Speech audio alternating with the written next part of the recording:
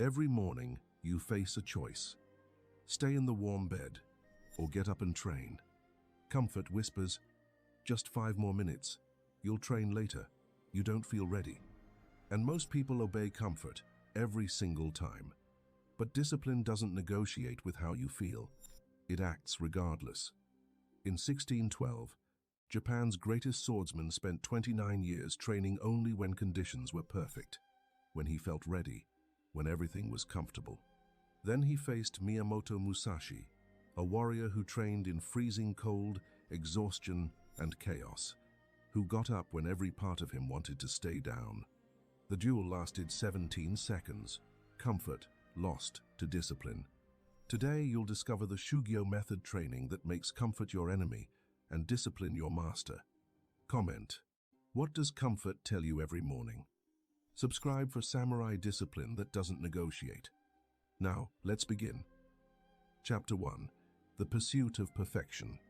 Ekizen Province, 1595. Kojiro was 12 years old when he first saw a swallow in flight. He was sitting by a stream, exhausted from another day of brutal sword training under his master, Toda Saigen. His hands were blistered, his shoulders ached. His mind was numb from thousands of repetitions of the same basic cuts. Then a bird darted across the water, a swallow, moving so fast it was almost invisible, cutting through the air with impossible precision. And in that moment, Kojiro had a vision. If I could strike like that bird moves, no one could ever defend against it. From that day forward, he became obsessed, not with winning duels, not with defeating opponents, with perfecting a single technique that would be so flawless, so impossibly refined, that it would transcend normal swordsmanship. He called it Tsubame Gaishi, the swallow cut. For the next 17 years, this is what Kojiro did. He woke before dawn, trained for 8 hours, only basic strikes, the same motion, over and over and over. He ate 1 meal per day, just enough to sustain training, nothing that would dull his focus. He studied the flight patterns of birds, how they cut through air resistance, how they changed direction mid-flight. And he translated every observation into sword movement. By age 20, Kojiro's swallow cut was already legendary. A single strike that seemed to come from 3 directions simultaneously, so fast that opponents would be dead before their minds registered movement. He began accepting duels and winning. Every single. But here's what nobody saw. Kojiro only fought when conditions were perfect. Flat ground, good lighting, no distractions. He would arrive at duels early, survey the terrain, visualize his technique, and only proceed when everything aligned with his training conditions. Why? Because he'd trained for perfection, and perfection requires perfect conditions. He didn't know it yet, but this approach, this pursuit of flawless technique in controlled environments, was building a fatal weakness into his foundation.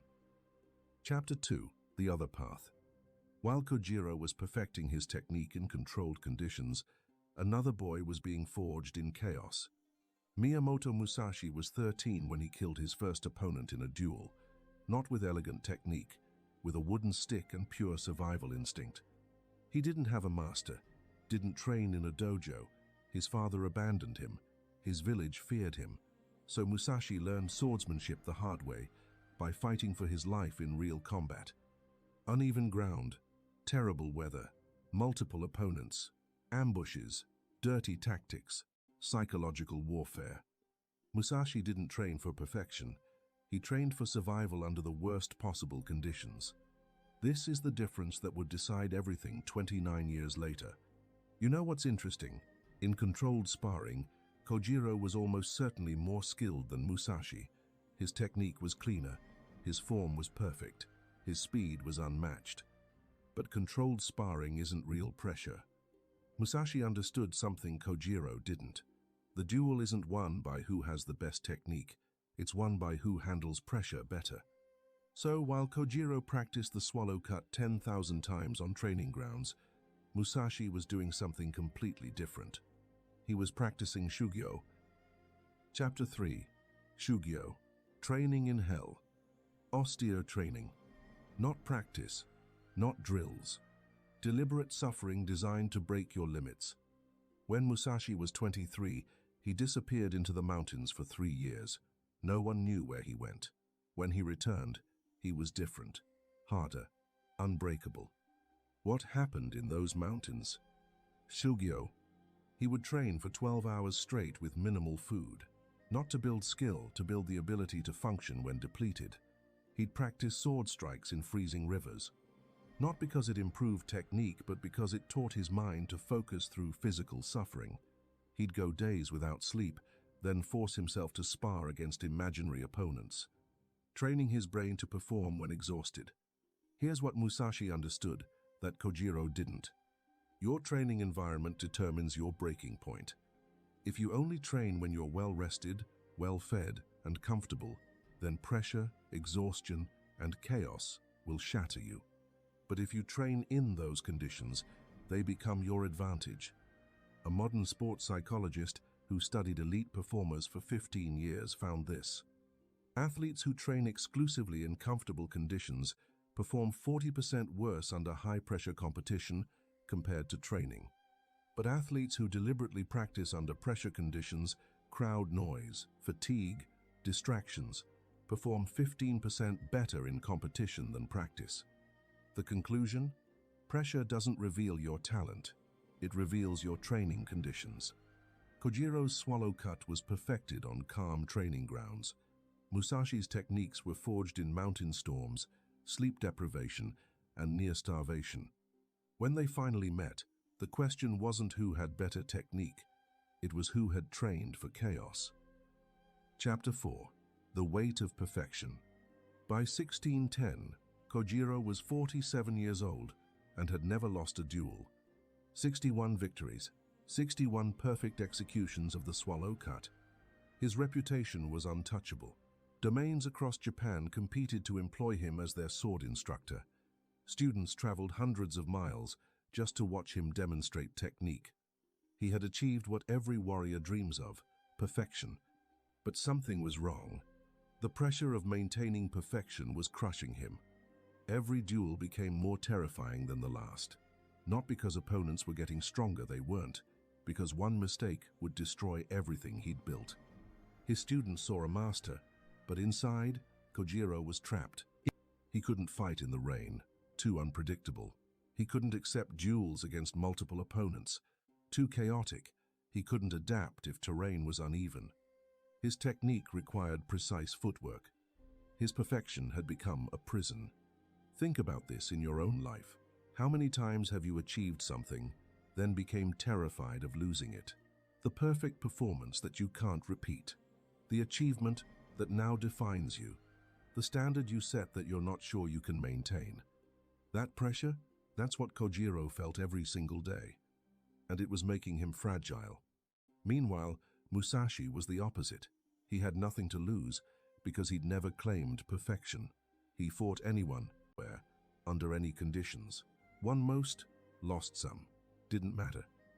He wasn't trying to maintain an image. He was trying to survive and improve. 2 different philosophies. 2 different relationships with pressure.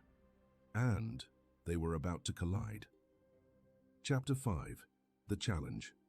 Spring 1612. A messenger arrived at Kojiro's residence with a letter. It was from Miyamoto Musashi, a challenge to duel. Kojiro's students were excited. Master, this is perfect. Musashi is famous, but his technique is crude. Your swallow cut will show the world the difference between a true master and a brawler. But Kojiro felt something different, unease. He'd heard stories about Musashi, how he'd shown up to duels 3 hours late just to anger his opponent, how he'd carved a wooden sword from an oar on the way to a fight, how he'd used every dirty tactic imaginable. Musashi didn't fight like a samurai, he fought like a survivor. And that unpredictability terrified Kojiro more than any perfect technique ever could. For 3 weeks, Kojiro agonized over the decision. His rational mind said, "Accept. You're the superior swordsman. Your technique is flawless. You cannot lose."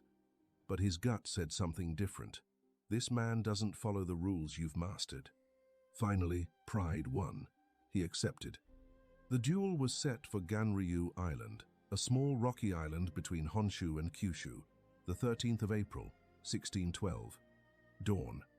Kojiro spent the next month preparing, not by training differently, by perfecting what he already knew. More repetitions of the swallow cut, more visualization of perfect execution, more refinement of technique. He was preparing for a duel the same way he'd prepared for every duel, by pursuing perfection. What he didn't know was that Musashi was preparing completely differently. Chapter 6. The Island.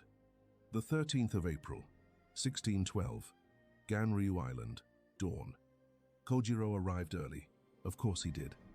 He walked on the beach, measured the terrain, noted the tide, the wind, the light.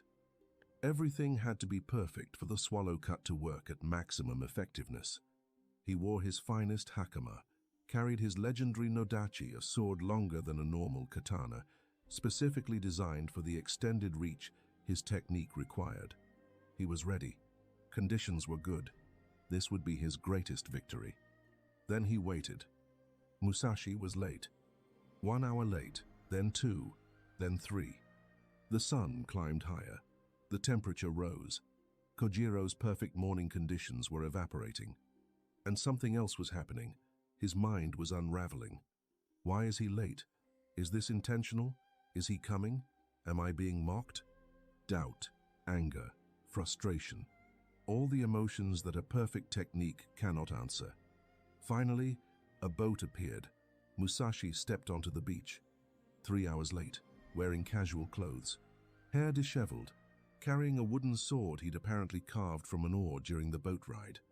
Everything about his appearance was an insult to the formal duel Kojiro had prepared for. And that was exactly the point. Musashi had already won the mental battle. He'd dragged Kojiro out of his comfortable conditions into chaos, and chaos was where Musashi lived. Chapter 7, 17 seconds. They faced each other on the beach. Kojiro's mind was racing. Stay calm, execute the technique, perfect form. Don't let his disrespect affect you. Musashi just stood there, relaxed, wooden sword resting on his shoulder. Then it began. Kojiro moved first, the swallow cut, the technique he'd perfected over 29 years. So fast it seemed like 3 strikes simultaneously. It was perfect, exactly as he'd trained it thousands of times. But Musashi didn't move as any opponent Kojiro had ever faced. Instead of defending, Musashi stepped forward, into the strike, closer than technique would suggest. Too close for Kojiro's long sword to be effective. Kojiro's blade cut through the headband on Musashi's head, a perfect strike. In any normal duel, this would have been a killing blow. But the nodachi's length, the very thing that made the swallow cut so devastating, became a weakness at close range. Musashi's wooden sword came down. 1 strike, Kojiro's skull. 17 seconds, the duel was over. The greatest swordsman in Japan lay dead on the beach, killed not by superior technique, but by superior adaptation to pressure. Chapter 8. The Lesson. Here's what happened. Kojiro had spent his entire life perfecting a technique. Musashi had spent his life learning to adapt. Kojiro trained in controlled conditions. Musashi trained in chaos. Kojiro pursued perfection. Musashi pursued survival. When pressure arrived in the form of a late opponent, disrupted conditions, and an unconventional attack, Kojiro's perfect technique couldn't save him, because he'd never trained for that. This is the truth about pressure. It doesn't destroy your skill. It reveals whether you've trained for pressure itself. You can be the most talented person in the room, but if you've only practiced in comfort, pressure will break you. The person who's trained in discomfort, chaos, and unpredictability, pressure makes them sharper. Kojiro's final lesson wasn't about sword technique. It was about shikata ganai, accepting what you cannot control. He couldn't control Musashi being late, couldn't control the disrupted conditions, couldn't control his opponent's unconventional approach. But he'd built his entire system on controlling conditions, and when control was taken from him, he had nothing left. Musashi understood shikata ganai, Things happen that you can't control. Accept it, adapt, move forward. That acceptance made him unbreakable. The path forward. You are not Kojiro, you are not Musashi, but you face the same choice they faced. Will you train for perfection in comfortable conditions, or will you train for performance under pressure?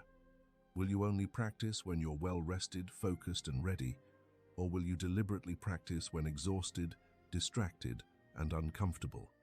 Will you avoid chaos and unpredictability, or will you seek it out as your training ground? The Shugyo method is simple but brutal. Train when tired, practice when hungry, work when distracted. Deliberately create the conditions you fear, then learn to perform anyway. Not once, not as punishment,